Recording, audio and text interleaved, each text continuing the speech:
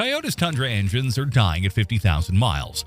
Bearings shredded, turbos grenading, $18,000 repair bills. For decades, Toyota meant reliability. Now, their twin-turbo V6 is a ticking time bomb. But I got the inside story on the 2027 fix, and what I found will shock you. Whether you own a Tundra or you're about to buy one, this video could save you from financial disaster. Let's expose what Toyota doesn't want you to know. The promise that broke. For 4 decades, Toyota built an empire on one sacred promise. Their trucks are indestructible. You could abuse a Tundra, neglect it, tow maximum capacity through desert heat, and it would still be running when your grandkids learn to drive. That wasn't marketing hype. That was the V8 legacy. Simple, overbuilt, legendary. Then, 2022 arrived, and Toyota made a decision that would shatter that reputation. They killed the bulletproof 5.7-liter V8, the engine that made the Tundra famous, and replaced it with a twin turbocharged V6. The automotive media went wild. More torque, better fuel economy, faster acceleration. Toyota called it the future of truck performance. Dealers couldn't keep them on the lot. But within 18 months, the nightmare began. Owners started reporting catastrophic engine failures at shockingly low mileage. We're talking 30,000 miles, 40,000 miles. Trucks that should have been barely broken in were dying on the side of the highway. Metallic knocking sounds that got louder every day. Oil pressure warnings flashing during towing, engines seizing mid-drive. One owner in Texas was towing his boat up a grade when his brand new Tundra just stopped, dead. The dealership quoted him $18,000 for a complete engine replacement. Another owner in Colorado, his truck failed at 42,000 miles. Under warranty, thankfully, but he was without his truck for 6 weeks. These weren't rare flukes. This was a pattern spreading across the country. And the Toyota faithful, people who bought nothing but Toyotas for generations, felt absolutely betrayed. The forums erupted. Social media exploded. YouTube filled with teardown videos showing the carnage inside these engines. And Toyota, radio silence. No recalls, no press releases, no acknowledgement. Just quiet technical service bulletins buried in dealership systems and whispered conversations between service advisors. Until now. Inside the failure. So, what actually went wrong inside these engines? I spent weeks investigating. I talked to independent mechanics who've torn down failed Tundras. I analyzed oil sample reports. I spoke with former Toyota powertrain engineers who were willing to talk off the record. What I discovered is a perfect storm of engineering compromises that turned Toyota's future engine into a reliability nightmare. Failure point number 1. The bearing catastrophe. The main rod bearings, the components that keep your crankshaft from destroying itself, were wearing out at an absolutely catastrophic rate. These bearings are designed to last 300,000 miles or more. In the early Tundra V6, they were failing before 50,000. Why? Toyota engineered the tolerances too tight. When you make tolerances tighter, you reduce friction losses, which improves fuel economy. Sounds great on paper, but here's the problem. Under heavy load, especially during sustained highway towing, oil temperatures spike. When oil gets too hot, it loses viscosity. The protective film between the bearing surface and the crankshaft breaks down. And suddenly you've got metal grinding directly against metal at thousands of RPM. That's when the knocking starts. That's when the oil pressure drops. That's when your engine dies. I saw photos from an engine builder who tore down a 2023 Tundra with just 47,000 miles. The bearing surfaces looked like they'd survived 200,000 miles of absolute abuse. Deep scoring, heat discoloration, material transfer. It was brutal to look at. Failure point number 2. Oil starvation under boost. Turbocharged engines are absolutely thirsty for oil. They need constant, clean, high-pressure lubrication to survive. The turbos are spinning at over 100,000 RPM, and without proper oil flow, they destroy themselves in minutes. But here's where Toyota's efficiency obsession backfired again. Under high RPM and sustained boost, exactly what happens when you're towing a trailer up a mountain pass. The Tundra's oil system couldn't maintain proper lubrication quality. The oil would aerate. It would literally turn into foam. And foamy oil, it doesn't lubricate anything. It's like trying to protect metal surfaces with soap bubbles. The oil pressure gauge on your dashboard would show normal readings because there was still pressure in the system, but the actual lubrication reaching your bearings was garbage. Multiple Toyota master technicians privately admitted that the early oil control strategies prioritized fuel efficiency over thermal stability. They were trying to squeeze every tenth of a mile per gallon out of the engine, and the lubrication system paid the ultimate price. Failure point number 3. Turbo heat soak and oil cooking. Twin turbos generate absolutely insane localized heat. We're talking about exhaust gases at 1800 degrees Fahrenheit spinning turbine wheels at over 100,000 RPM. That's hotter than lava. That's hot enough to melt aluminum.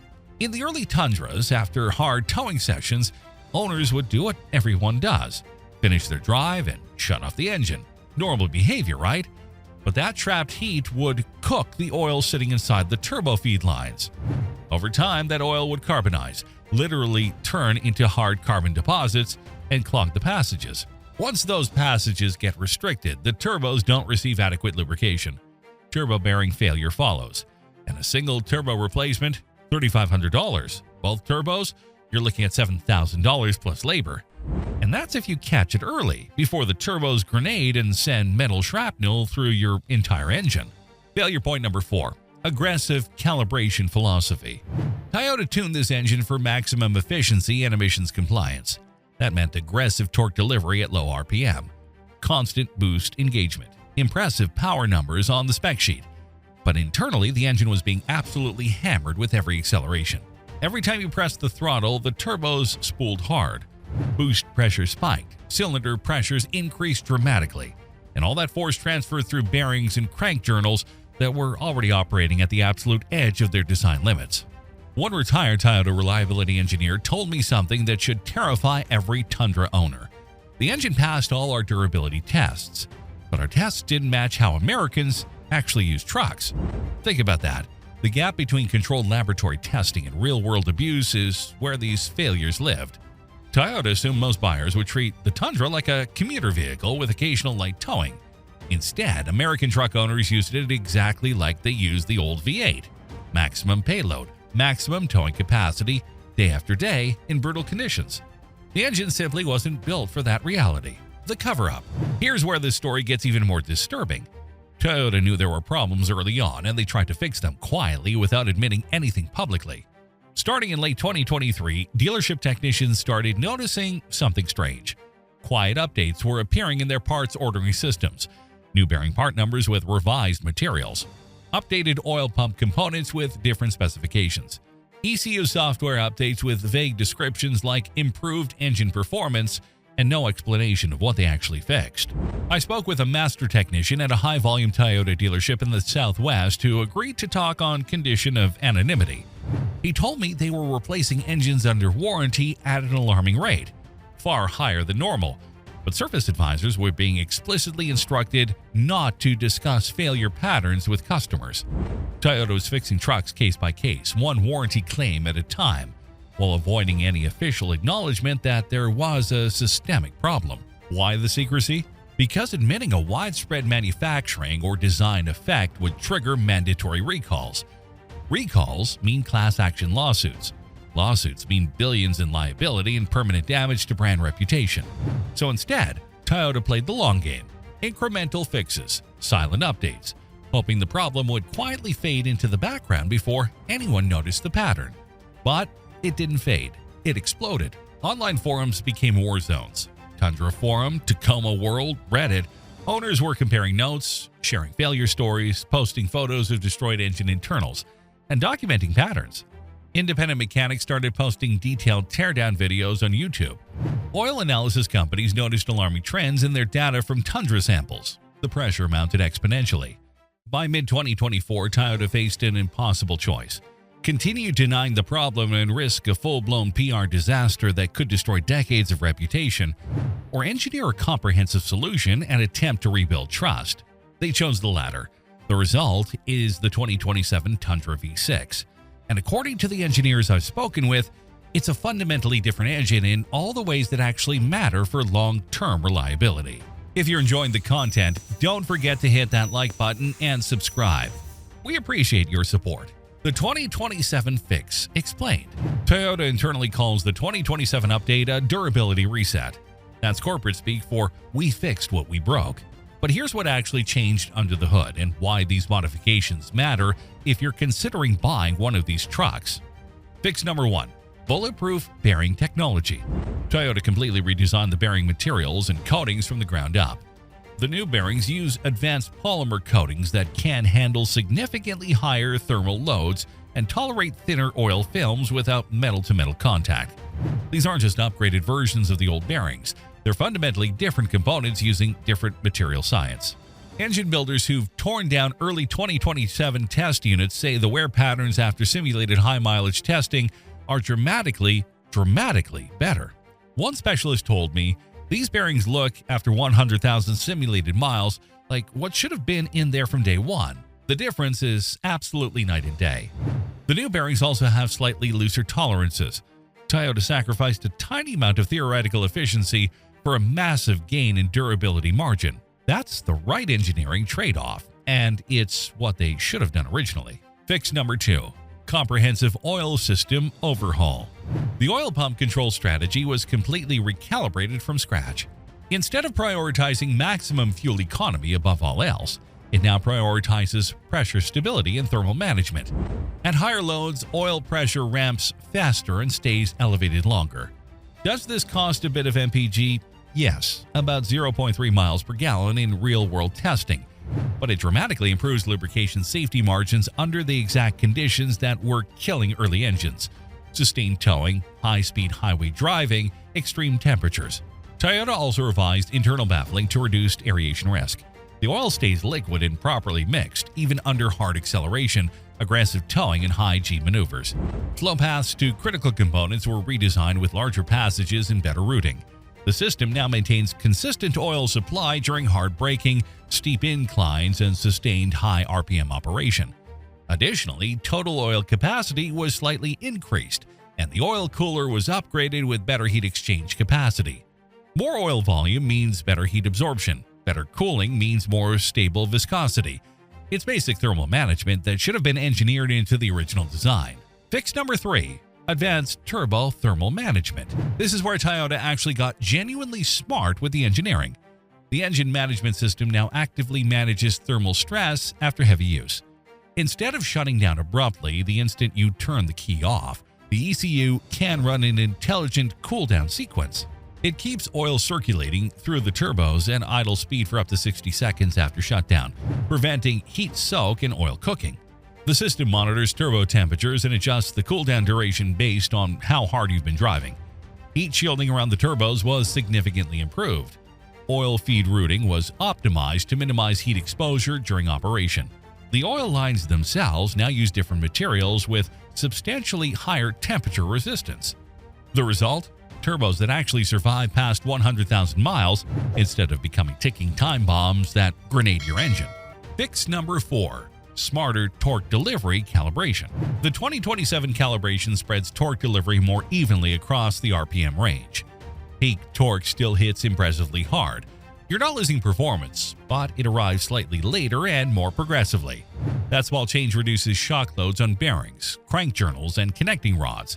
You won't notice the difference while driving. The truck still feels powerful and responsive, but your engine internals will thank you at 150,000 miles when everything is still running smoothly instead of knocking itself apart. Fix number 5. Real-world validation testing. Toyota didn't just make these changes and hope for the best. They ran the 2027 engine through absolutely brutal real-world validation testing that actually mimics how Americans use trucks. Maximum capacity towing in Arizona summer heat, stop-and-go traffic in Houston humidity, repeated mountain pass climbs in Colorado, extended idle time like work trucks actually experience on job sites. They finally tested the way Americans actually use trucks, not just how engines perform in controlled laboratory cycles. Independent oil analysis from early 2027 test units show dramatically reduced metal content in used oil samples. That's the gold standard reliability metric. Less metal in the oil means less wear, less friction, less internal damage. The safety margins are finally where they should be for a truck that costs $50,000 to $70,000. The verdict? So here's the question everyone wants answered. Should you trust the 2027 Tundra V6? Let's be completely honest. This engine will never be as mechanically simple as the old 5.7-liter V8. That era is gone forever. Modern emissions regulations killed it. Turbocharged engines are inherently more complex, run hotter, and have more potential failure points. That's just physics in reality. But with the 2027 fixes, the V6 finally behaves like a Toyota engine should: conservative, durable, designed to survive abuse and neglect. The engineering philosophy shifted back towards Toyota's traditional approach: build it to survive the worst-case scenario. If you currently own a 2022 to 2026 Tundra, here's your survival guide. First, change your oil religiously every 5,000 miles maximum. Use high-quality, full synthetic oil that meets Toyota's specifications. This is not the time to cheap out or extend intervals. Second, if you tow heavy or drive hard, let the engine idle for 60 to 90 seconds after you park before shutting down. Let those turbos cool properly. It's free insurance against catastrophic failure. Third, watch for early warning signs: metallic knocking, oil pressure fluctuations, unusual vibrations. Catch problems early, and you might avoid catastrophic failure and massive repair bills. Fourth, document everything meticulously. Keep every oil change receipt, every service record. If your engine fails under warranty, you want ironclad records proving you maintained it properly. For buyers considering a new Tundra, the 2027 model represents a genuine turning point. The fixes are comprehensive and engineering-focused, not just cosmetic updates or marketing spin. This is Toyota acknowledging reality and correcting course with real solutions. Independent mechanics I trust are cautiously optimistic. One longtime Toyota specialist with 30 years of experience told me, "This is the engine they should have launched in 2022. It's what the third-generation Tundra deserved from the beginning." Does that mean failures are impossible going forward? No. Complex turbocharged engines fail. That's reality. But the margins are finally adequate. The weak points have been systematically reinforced. So, here's the real story behind Toyota's Tundra engine failures and the 2027 fix that might actually restore trust. Toyota stumbled hard, but they're fighting to earn back their legendary reputation. Will it work? Time will tell. Share your experience in the comments below. And if you enjoyed the content, smash that like button and subscribe for more auto content. Thanks for watching, and see you in the next video.